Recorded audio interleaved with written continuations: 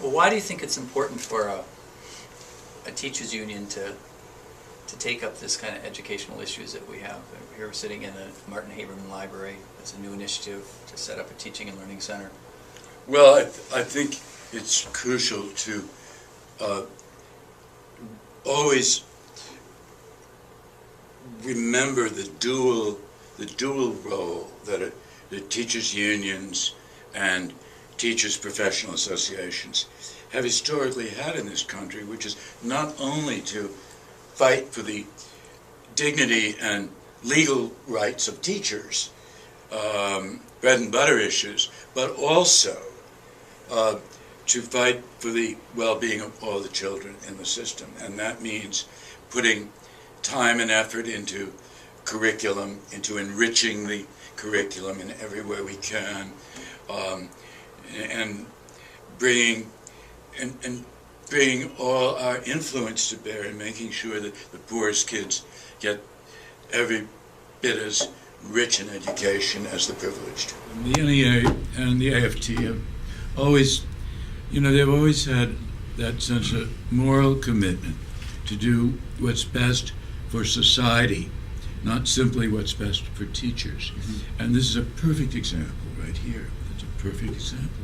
Well, what do you make, though, of the charge that teachers have not adequately taught the kids of color in the big cities? The test scores are down, certainly the dropout rates, so on and so forth, and yet so there's calls for teacher accountability on all sorts of levels.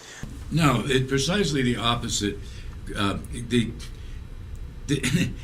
It's during the 10 years since the federal government put in place the ultimate accountability bill, No Child Left Behind. It's in those 10 years that the race gap has widened, that the scores of African American and Hispanic students have been frozen, stuck. It's in that period also that teachers have been most demoralized because of the constant pressure to teach only to the tests, which for any well-educated teacher with any kind of creativity or originality is like the kiss of death, because it means like a joyless career where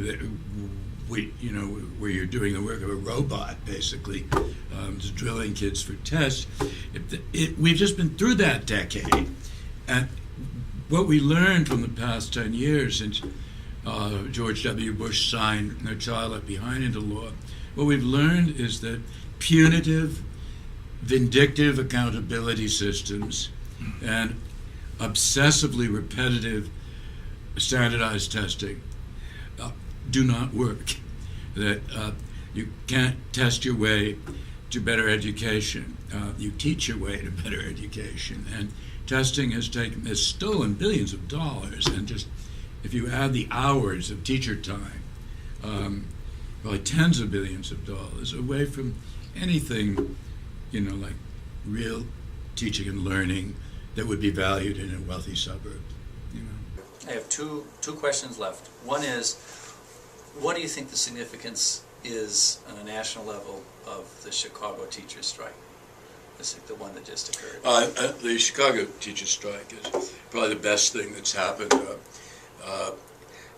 from the point of view of the morale of the public school teachers in the front lines of our classrooms in this country, especially urban teachers. It's the first time in a long while that really good teachers have gotten up off their knees, have not allowed themselves to be bullied. The teachers' union struck for good issues that were not purely bread and butter issues of pay and stuff like that, but some of which were absolutely crucial to good schooling for the children. And they won the overwhelming support of the general public. Last question. What would you say to the new teacher coming in this year, next year, looking at a system that's still dominated by tests drenched in data? What do you say to them, both in terms of their future career and maybe their relationship to organized labor and unions? I always say to them, this too shall pass. We've been through this before in the United States.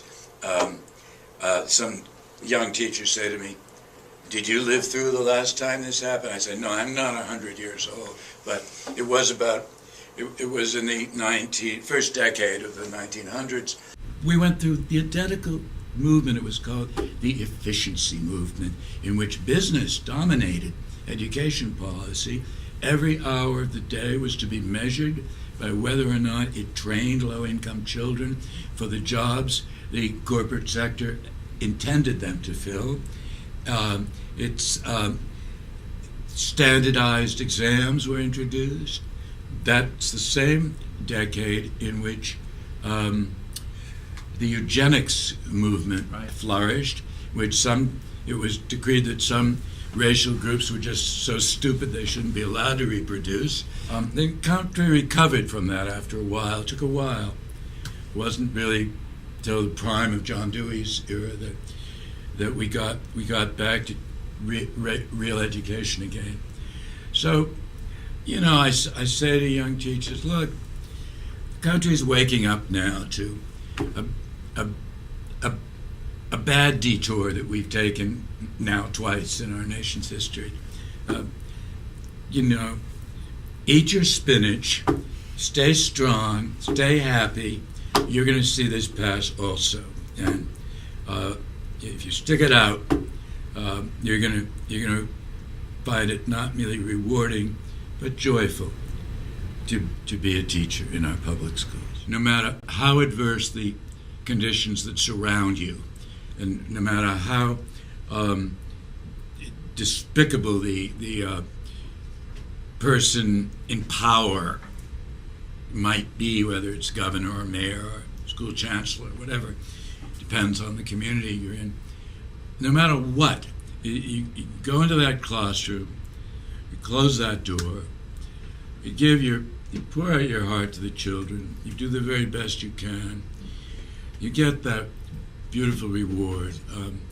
The children come back 10 years later and they say, you changed my life.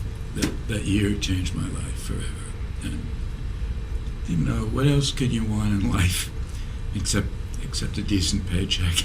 It would help, But it's a beautiful profession, and the rewards are limitless, I think. They have been to me.